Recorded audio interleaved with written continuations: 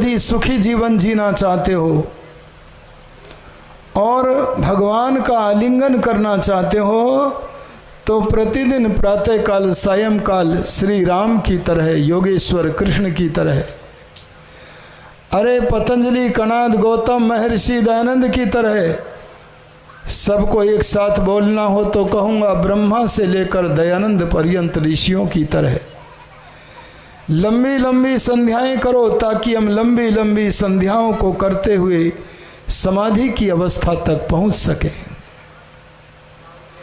जिस समय आपका मन परमात्मा के ध्यान में 3 मिनट तक टिकने लगे, उसका नाम है धारणा। अरे बोलो क्या है? एक स्थान पर, एक विचार पर, प्रभु के विचार पर अगर 3 मिनट से ज़्यादा मन टिकने लगेगा, उछलने लगोगे, कूदने लगोगे। क्यों? क्योंकि मन की एकाग्रता से जो सुख होगा वो अमूल्य होगा। अगर इसी धारणा को, इसी एकाग्रता को, इसी ईश्वर चिंतन को बढ़ाते बढ़ाते आप 15 मिनट से ज़्यादा समय तक ले गए तो योग दर्शन की परिभाषा में इसी का नाम है ध्यान। और इसी ध्यान को बढ़ाते बढ़ाते, इसी ध्यान को बढ़ाते बढ़ाते वही प्रतीति लगातार बढ़ते बढ़ते अगर 3 घंटे से भी ज़्यादा समय तक हो गई तो इसका नाम महर्षि पतंजलि के शब्द में है समाधि। बोलो क्या है? समाधिमान बनो। अगर समाधिमान बन गए तो दयानंद बन जाओगे, कपिल बन जाओगे, कणाद बन जाओगे। लेकिन आजकल बेचारा समाज, अरे सच पूछो तो आजकल भोला भाला समाज भगवान की पूजा वैसी नहीं करता जैसी सनातन पद्धति है, जैसी वेद की पद्धति है, जैसी ऋषि मुनियों की बनाई पद्धति है। आज का समाज तो, बहुत सा समाज का भाग तो भगवान की पूजा भगवान को दे करके करना चाहता है। कोई लड्डू चढ़ाता है, कोई फूल चढ़ाता है। लेकिन परमेश्वर की पूजा का लक्षण परमेश्वर को देना नहीं है। वेदादि सनातन शास्त्रों में या सत्य शास्त्रों में परमेश्वर की पूजा का लक्षण परमेश्वर से ग्रहण करना ही है। क्योंकि परमात्मा को किसी वस्तु की आवश्यकता नहीं है, या है? अरे परमात्मा तो सब जड़ पदार्थों का, सब चेतन पदार्थों का स्वामी था, स्वामी है और बोलो स्वामी रहेगा। और इतना ही नहीं, जो तुम लड्डू पूड़ी भगवान को चढ़ाने का अभिनय करते हो, अरे भगवान को देने के अभिनय के सहारे गणेश की मूर्ति को दुग्धपान कराने की चेष्टा करते हो। भगवान तो सब चीजों का स्वामी था, स्वामी है और बोलो स्वामी रहेगा। इसलिए जैसी पूजा इन मनुष्यों की करते हो वैसी मत किया करो। इनकी पूजा के सांसारिक आंगन के जो पूज्य हैं, माता पिता आचार्य अतिथि आदि, इनकी पूजा के 2 भाग हैं। पहला भाग है इनकी जो आवश्यकता है वह इन्हें दो, और दूसरा कार्य है इनसे मार्गदर्शन ज्ञान विज्ञान ले। लेकिन ईश्वर की पूजा का लक्षण केवल ईश्वर से लेना है, और ईश्वर से ग्रहण करने के 3 प्रकार हैं, 3 सोपान हैं: स्तुति, प्रार्थना और बोलो उपासना। स्तुति का अर्थ होता है प्रशंसा करना। अरे गुणों के गीत गाना, लेकिन गुणों के गीत तभी गा सकोगे जब भगवान के गुणों को जानोगे। अगर भगवान के गुणों को नहीं जानोगे तो सुन लेना, उल्टे सीधे निंदा भरे गीत गाओगे, भगवान की प्रशंसा न कर सकोगे। कहोगे कभी कभी भगवान को भी भक्तों से काम पड़े। क्या भगवान को भी काम पड़ता है? अरे वो तो सर्वशक्तिमान है, अपने सारे कार्य अपनी शक्ति से करता है, इसलिए परमात्मा को किसी की सहायता की आवश्यकता बोलो नहीं है। उल्टे गीत मत गाओ, निंदा के गीत मत गाओ। भगवान सर्वशक्तिमान है तो सर्वशक्तिमान मानो। अरे भगवान सर्वज्ञ है तो उसे सर्वज्ञ मानो। अरे भगवान सर्वव्यापक है तो उसे सर्वव्यापक मानो। अरे भगवान वरणीय है तो उसे वरुण मानो। अरे ध्यान देना, भगवान श्रेष्ठ है, सर्वश्रेष्ठ है तो उसे परमेश्वर मानो। अरे वो दया करता है तो उसे दयालु मानो। भगवान के गुणों को जानकर वो जैसा है, वो निराकार है तो निराकार ही मानो। वो सर्वव्यापक है, इस कारण अंतर्यामी भी है, उसे अंतर्यामी भी मानो। अरे वो चेतन है तो उसे चेतन मानो। जड़ पदार्थों को चेतन समझकर भगवान का पूजन नहीं करोगे। अगर करोगे तो ऐसे ही अभिनय करते रहोगे, भगवान की मूर्ति बना बना कर भगवान का पूजन करने का अभिनय करोगे। चलो मैं एक बात आपके सामने धरता हूँ, पूछा करो जी ये बात आदरणीय रणजीत जी लोगों से। एक बात मैं आपके सामने रखता हूँ, आप सबके पास इस समय मोबाइल में कैमरे हैं। अरे हैं कि नहीं है? एक वस्तु है मिट्टी, आंखों से दिखती है कि नहीं? जरा विचार करो, आंखों से दिखती है कि नहीं? अगर दिखती है तो आपके कैमरे से उस मिट्टी का चित्र लिया जा सकता है। मिट्टी से पतला पदार्थ क्या है? पानी, जल। जल भी आंखों से दिखता है तो हम जल का चित्र भी ले सकते हैं। और जल से महीन वस्तु क्या है? अरे जल से सूक्ष्म वस्तु क्या है? उसका नाम है अग्नि। अरे बड़ा विचित्र पदार्थ है, आंखों से दिखता है पर ऐसे छूने में नहीं आता। छू मत ले लेना, नहीं तो परिणाम तुरंत आवेगा। आहा, बोलो अग्नि आंखों से दिखती है कि नहीं? और जब आंखों की पकड़ में अग्नि आती है तो अग्नि का चित्र भी ले लोगे, अवश्य ले लोगे।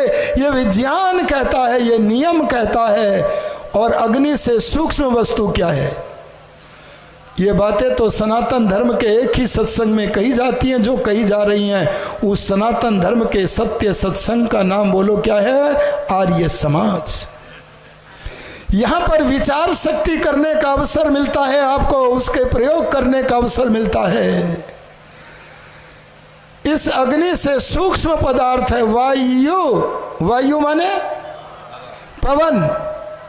अरे बोलो पवन होता है कि नहीं? आंखों से दिखता है कि नहीं? आहा, कैसा विचित्र पदार्थ है। आंखों से वायु दिखता नहीं पर होता है। बताओ संसार का कोई कैमरा ऐसा है? अरे कोई खड़ा हो के बतावे, क्या कोई ऐसा कैमरा है जो वायु का चित्र ले सके? बोलो। अरे जब साकार हवा का फोटो नहीं ले सकते तो तुम अपने घरों में भगवान का, निराकार का, अत्यंत सूक्ष्म का फोटो किस फोटोग्राफर से खिंचवा के लाए हो? इससे पता लगा तुमने घर में भगवान के नाम पर जो फोटो लगाए हैं वो भगवान के फोटो नहीं है, बल्कि भगवान के भक्तों के फोटो हैं, महापुरुषों के फोटो हैं। जैसे राम का चित्र है, योगी राज कृष्ण का चित्र है। अरे कृष्ण बन जाए तो बात बने। योगी राज कृष्ण कैसे प्रतिदिन संध्या करते थे, एक उदाहरण देता हूं।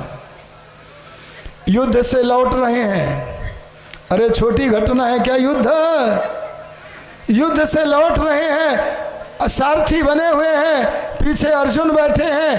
अचानक सरोवर दिखाई दिया तो उस तालाब को देख करके बोले, अर्जुन चलो उतरो।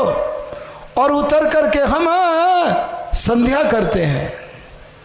आहा, अगर कृष्ण परमात्मा होते तो बोलो ना, किसका ध्यान करते?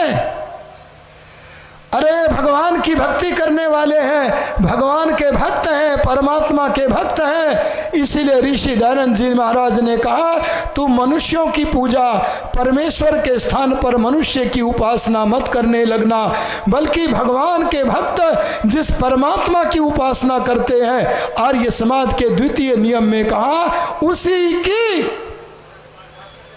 उसी की माने परमेश्वर को छोड़कर किसी की नहीं, उसी की उपासना करनी योग्य है। और उसकी उपासना का लक्षण अभी मैंने बताया था, उससे लेना है, और उसके लेने की 3 पद्धति हैं, 3 सोपान हैं, 3 प्रकार हैं, और वे हैं स्तुति, प्रार्थना और बोलो ना उपासना। स्तुति का अर्थ प्रशंसा है। अच्छा, अगर हम किसी की प्रशंसा करेंगे तो हमें क्या मिलेगा? बोलो, किसी की प्रशंसा करके उसे देते हैं क्या? अरे संसार के लोगों को हो सकता हो कुछ मिल जाता हो प्रशंसा से, जो लोकैषणा से परेशान है। अरे जो अपनी प्रशंसा चाहते हैं शायद उनको प्रसन्नता मिल जाती हो, लेकिन परमात्मा में कोई ऐषणा नहीं है। तो बोलो, परमेश्वर की प्रशंसा करने से, गुणगान से हमें क्या मिलेगा? आहा, तब दयानंद योगी बोले, सनातन धर्म का यथार्थ वक्ता बोला, आप्त महापुरुष बोला, योगी राज महर्षि दयानंद बोला। क्या बोला? आपके अंदर प्यार बढ़ जाएगा। अरे बोलो, क्या बढ़ जाएगा?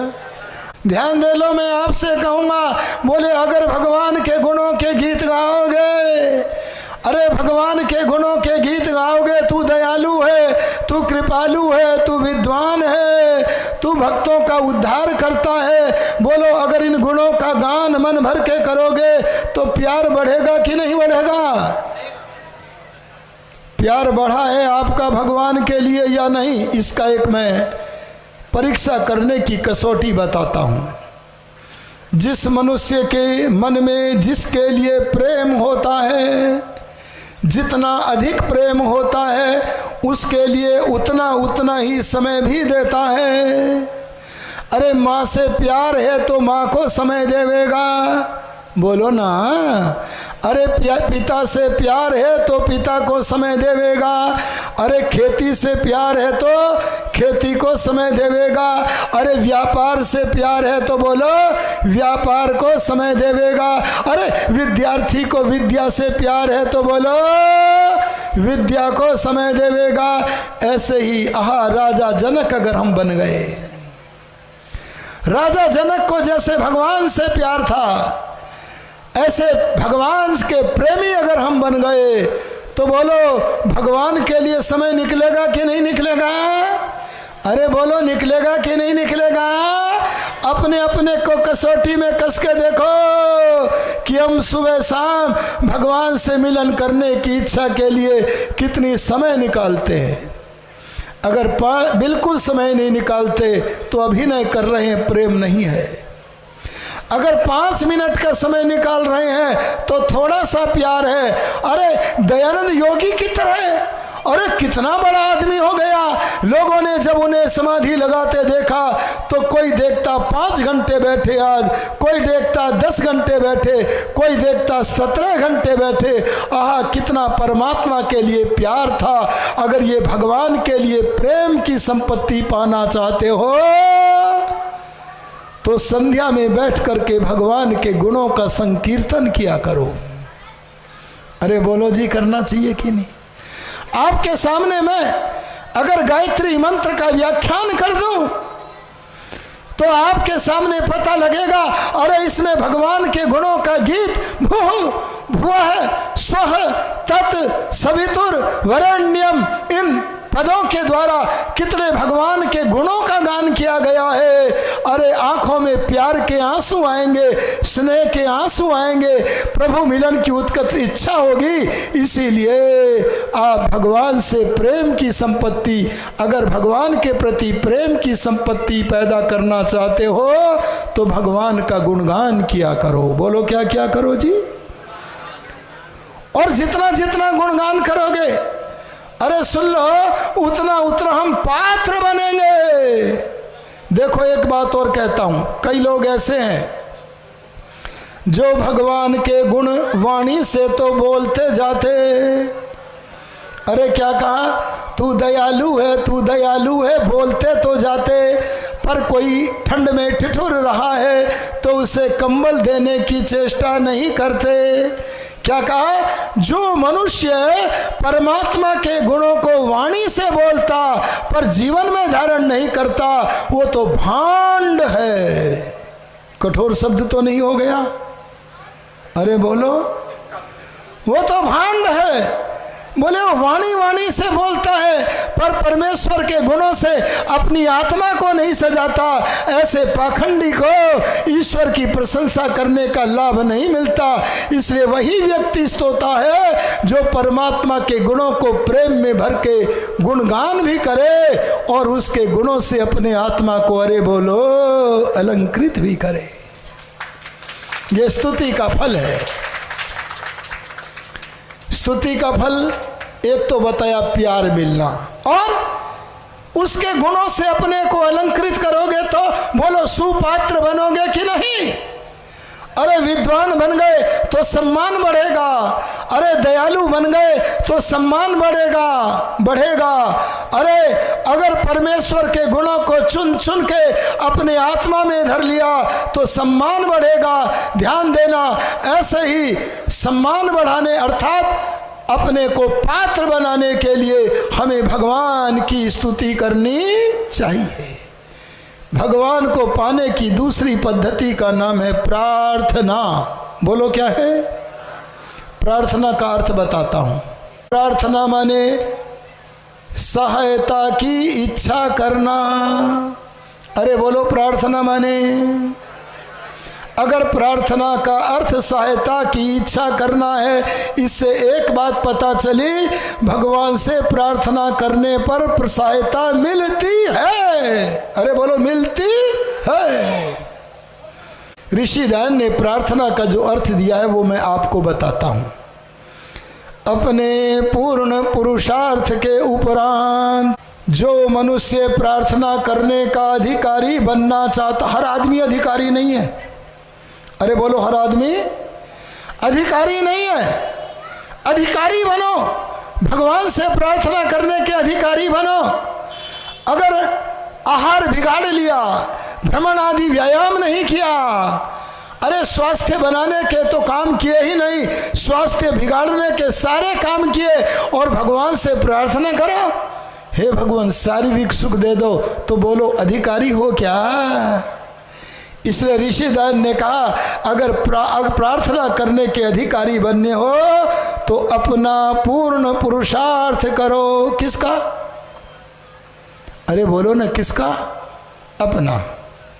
अच्छा ये बताओ, अगर हमारा कोई परिवार का सदस्य बीमार हो और हम किसी बहुत अच्छे विद्वान को, अरे किसी बहुत पवित्र आत्मा को बुलाएं और बुलाकर उससे कहे, लो ये आसन, ये माला, आप भगवान से प्रार्थना करो, माला का जप करो कि हमारा यह व्यक्ति स्वस्थ हो जाए, तो बोलो होगा क्या? आहा, इसके लिए बस इतना ही है। अगर मैं प्रार्थना कर रहा हूं जिसके स्वस्थ होने की, उसके स्वास्थ्य के लिए यदि पुरुषार्थ कर रहा हूं तो प्रार्थना है, और अगर वाणी मात्र से बोल रहा हूं तो मन की तो पवित्रता होगी, लेकिन इससे आगे स्थिति बढ़ने वाली, बोलो जी, नहीं। इसलिए कहा अपना पूर्ण पुरुषार्थ करो। अगर मैं 4 लड़कों को वेतन पर रख दूं, मेरे लिए व्यायाम करो सुबह शाम, वे 4 लड़के वेतन पर रहकर मेरे लिए व्यायाम करें, तो बोलो मेरा स्वास्थ्य बनेगा क्या? अरे बोलो, बनेगा क्या? नहीं बनेगा। इसलिए ऋषिवर दयानंद सरस्वती लिखते हैं, अपना, किसका? अपना पूर्ण पुरुषार्थ करो। अरे यजुर्वेद के 40वें अध्याय में सही लिख दिया, जो मनुष्य परमेश्वर के भरोसे रहकर आलस्य प्रमाद में अपना जीवन व्यतीत करता है और थोड़ा भी पुरुषार्थ नहीं करता है, वह परमात्मा से सुख प्राप्त करने का अधिकारी नहीं है। इसलिए ऋषिवर ने सावधान होकर लिखा, अपने पूर्ण पुरुषार्थ, कितने पुरुषार्थ, पूर्ण कितना, जैसे उदाहरण देता हूं, एक नदी में मछली बह रही है, बहती हुई मछली को आपने उस नदी में से निकाल के समीप ही बालू के रेत में रख दिया। हाँ, उस मछली को वो पानी चमक रहा है, अपना जीवन दिख रहा है, वो पानी के लिए जैसे तड़पती है, पानी में प्रवेश करने के लिए तड़पती है, तो बोलो वो तड़पन अधूरी होती है कि पूरी? वो पूरी तरह से प्रयास करती है, किसी तरह मैं पानी में घुस जाऊं। आहा, ऐसी तड़पन अगर हमारे अंदर है तो इसका नाम क्या है? पूर्ण पुरुषार्थ। देखो पूर्ण पुरुषार्थ कैसे करो, मैं एक उदाहरण देता हूं। आपने कार्यक्रम यदि बना लिया, अरे क्या करें, हमारा कार्यक्रम ही नहीं बन रहा है। कौन सा कार्यक्रम? अगर हमने कार्यक्रम बना लिया कि भगवान को प्राप्त करना है, अरे किसे प्राप्त करना है? अरे कोई सांसारिक राजा को नहीं, अरे परम राजा परमात्मा को प्राप्त करना है। अगर ये कार्यक्रम बन गया तो हमें सबसे पहले ये करना पड़ेगा, अपनी इंद्रियों को सिकोड़ना पड़ेगा। अरे बोलो, सिकोड़ना पड़ेगा कि नहीं? अरे बोल दो ना, आँख को सिकोड़ना पड़ेगा। अच्छा, सिकोड़ने का मतलब क्या है? आँखों से देखना है कि बंद कर देना है? देखे बिना तो आर्य समाज मंदिर में आओगे नहीं, देखना तो पड़ेगा। आँख तो देखने के लिए बनाई ही है। सिकोड़ने का मतलब यह है कि हमारी आँखों का प्रवाह रूप की तरफ जब जाता है, कान का प्रवाह जब शब्द की तरफ जाता है, नासिका का प्रवाह जब गंध की तरफ जाता है, तो कई बार हमारी इंद्रियों का प्रवाह गलत दिशा में भी चला जाता है। हम आसक्त भी हो जाते हैं। बस आसक्ति का पदार्पण यदि हो गया, बाहर का पट जब तक खुला है तब तक भीतर का पट खुलने वाला, अरे बोलो, नहीं। अगर गलत दृष्टि से देखते हैं तो बोलो, भगवान को पाने का कार्यक्रम खटाई में पड़ जाएगा कि नहीं? इसलिए स्वस्थ है, संभल करके, अरे संभले हुए हो करके अपनी सारी की सारी अशुद्ध वृत्तियों को समाप्त करके, अरे भगवान से युक्त हुए रहना है। अगर ऐसे रहना है, निरंतर सावधान रहना है, इसका नाम है पूर्ण पुरुषार्थ। अधूरा नहीं है। ये क्या है बोलो? कभी संध्या की, फिर हमने पिक्चर में किसी नर्तकी का नर्तन देखा, बोलो आंख फिसल गई कि नहीं फिसल गई? तो शिकायत रहेगी, मन नहीं टिकता, क्या करे? अरे पूर्ण पुरुषार्थ नहीं है तो बोलो मन कैसे टिके? इसलिए पूर्ण पुरुषार्थ करना। एक बात और बताता हूं, यहाँ ऋषिवर दयानंद सरस्वती यदि परिश्रम शब्द लिख देते, अरे बोलो क्या लिख देते, तो काम चल जाता कि नहीं चल जाता? अगर ऋषि लिख देते अपने पूर्ण परिश्रम के बाद, अरे काम चलता कि नहीं चलता? आप तो कहते हो चलता, पर दयानंद की लेखनी से लिखा हुआ वाक्य कोई ऐसे ही नहीं होता है। ध्यान देना, परिश्रम और पुरुषार्थ में अंतर है। अरे सुन लो, अंतर है। बोलो, एक चोर जब चोरी करता है परिश्रम करता है कि नहीं? अरे एक झूठा व्यक्ति जब झूठ बोलता है परिश्रम करता है कि नहीं? अरे कांवड़ लाने वाला व्यक्ति जब यहाँ से गंगा नदी तक पैदल जाता है, पैदल आता है कांवड़ लेके, पैर सूज करके मोटे हो जाते हैं, बोलो परिश्रम करता है कि नहीं? ये सारे गंदे कामों में भी परिश्रम करना पड़ रहा है। और आप यहाँ वार्षिक महोत्सव कर रहे हैं, लोग बड़ी संख्या में आ रहे हैं, तो बोलो आप यहाँ आने का भी परिश्रम कर रहे हैं कि नहीं? अरे आचार्य संजय सत्यार्थी जी के ब्रह्मत्व में आप यजुर्वेद पारायण यज्ञ कर रहे हैं, बोलो परिश्रम कर रहे हैं कि नहीं कर रहे हैं? क्या पता लगा अच्छे कार्य करने में भी परिश्रम होता है और बोलो गलत कार्य करने में भी परिश्रम होता है। पर दयानंद बोले, अगर मैं परिश्रम शब्द लिख देता तो इसमें गंदे परिश्रम भी आ जाते। गंदे परिश्रमों को हटाने के लिए ऋषिदयन ने सही परिश्रमों को ही लेने के लिए पुरुषार्थ पद दिया है, क्योंकि पुरुषार्थ वही होता है जो सही परिश्रम है। जो गलत परिश्रम है बोलो उसका नाम पुरुषार्थ नहीं है। आओ मैं पुरुषार्थ शब्द का अर्थ बताता हूं। पुरुष माने, पुरुषार्थ में दो पद हैं, पुरुष जमा अर्थ बराबर पुरुषार्थ। पुरुष का अर्थ बताता हूं, पुरी शेते इति पुरुषः, जो ब्रह्मांड रूपी पुरी में, अरे कौन सी नगरी में, जो अनंत ब्रह्मांड में, अनंत ब्रह्मांड रूपी पुरी में निवास करता है, उस सर्वव्यापक परमात्मा का नाम बोलो क्या है, पुरुष। अर्थ परमात्मा की आज्ञा के पालन के लिए जो सही सही परिश्रम किया जाता है बोलो उसका नाम भी क्या है, पुरुषार्थ। अरे समझ गए कि नहीं? चोरी करना भगवान की आज्ञा है क्या? अरे झूठ बोलना भगवान की आज्ञा है क्या? अरे कार्यालय में रिश्वत लेना भगवान की आज्ञा है क्या? ध्यान देना, ये भगवान की आज्ञा न होने के कारण इनका नाम पुरुषार्थ नहीं है। हाँ परिश्रम तो है, और झूठा बहुत परिश्रम करता है।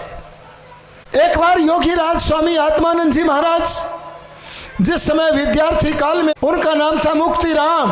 अरे क्या नाम था? उनसे पूछा, हे मुक्तिराम मित्र, आपकी बुद्धि इतनी तेज कैसे हो गई? क्या पूछा? आपकी बुद्धि इतनी तेज कैसे हो गई?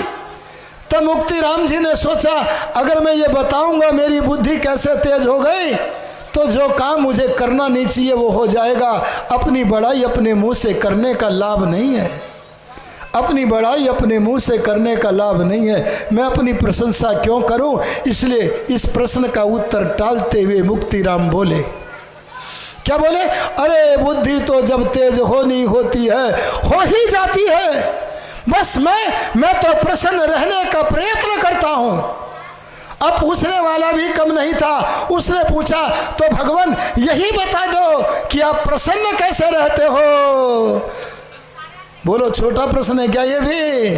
तो मुक्तिराम बोले, मैं कोई भी काम करता हूं, अरे कोई भी काम करता हूं वो सत्य के आधार से करता हूं, और अगर मैं झूठ के आधार पर कोई काम करूंगा तो मन में अप्रसन्नता होगी। बोले ऐसे क्यों? तब बोले, झूठा व्यक्ति झूठ बोलकर उस झूठ को छिपाने के लिए भीतर ही भीतर परिश्रम करता रहता है, अशांत हो जाता है, बेचैन हो जाता है, अप्रसन्न हो जाता है। और सत्यवादी उसने जैसा सहज रूप में बोल दिया, जो सत्य था बोल दिया, उसे बोलकर शांत हो जाता है। ये शांत होना ही मेरी प्रसन्नता का कारण है। इसे ध्यान देना। गलत परिश्रम को रोकते हुए दयानंद योगी ने शब्द दिया पुरुषार्थ, अर्थात परमात्मा की आज्ञा का पालन। पुरुषार्थ का एक अर्थ और बताता हूं, वो भी इसी से मैच खाएगा, इसी के तुल्य होगा। और वो क्या है? जहां पुरुष नाम परमात्मा का है वहां पुरुष नाम जीवात्मा का भी है। क्योंकि जो देह रूपी पुरी में रहता है, अरे इस पिंड में रहता है, इस पिंड में अणु परिमाण जो आत्मा रहता है, गले के नीचे, उदर के ऊपर, हृदय के बाहर कमल के फूल की तरह खाली जगह है, अंगूठे के बराबर जगह है, जो जीव रहता है, आत्मा रहता है। बोलो उस देह नगरी में रहने वाले आत्मा का भी नाम क्या है? पुरुष। बोलो क्या है? चाहे नर हो या नारी हो, इस मनुष्य शरीर में रहने वाला हर प्राणी बोलो क्या है? पुरुष। अर्थ आत्मा के उत्थान के लिए, अरे जीव के उत्थान के लिए, अरे पुरुष के उत्थान के लिए, अथवा ईश्वर की आज्ञा पालन के लिए जो सत्य कर्म, जो सत्कर्म, जो सही परिश्रम किया जाता है, उसी का नाम पुरुषार्थ है। ऋषि ने संभल के कहा, अरे लोगों, प्रार्थना करने से गंदे प्रयत्न मत करना। पहले क्या कहा? अपने पूर्ण पुरुषार्थ के बाद। तालियों की आवाज नहीं आती क्या आपको? अगर आती है तो मौन क्यों बैठे होते हो?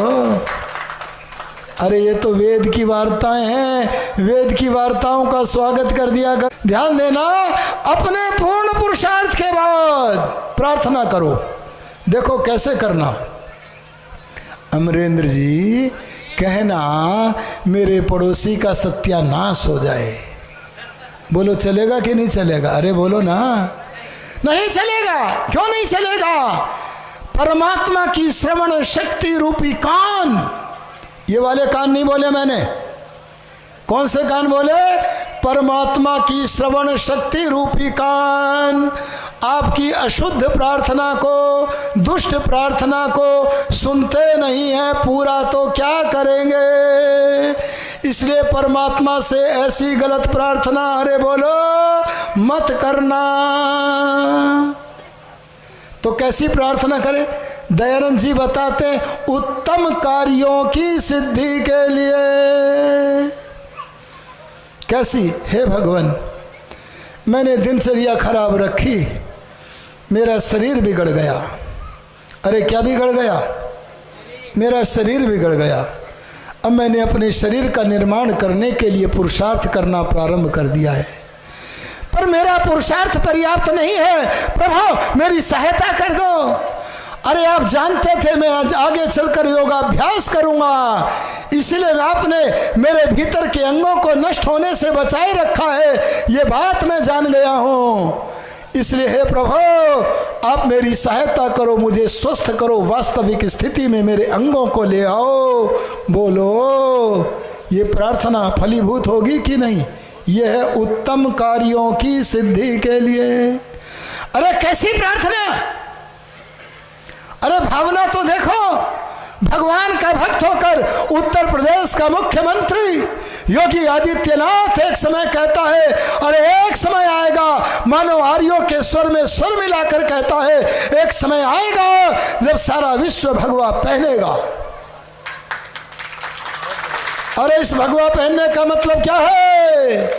जो हम बोला करते कृणवंतो विश्वमार्यम, हम तो दिल से बोलते हैं, ये मानते हैं कि एक समय आएगा हम कुछ ही लोग आर्य न होंगे, बल्कि सारे विश्व को वैदिक धर्मी बनाएंगे, क्योंकि धर्म तो एक होता है, बाकी सारे संप्रदाय धर्म नहीं बल्कि अधर्म है।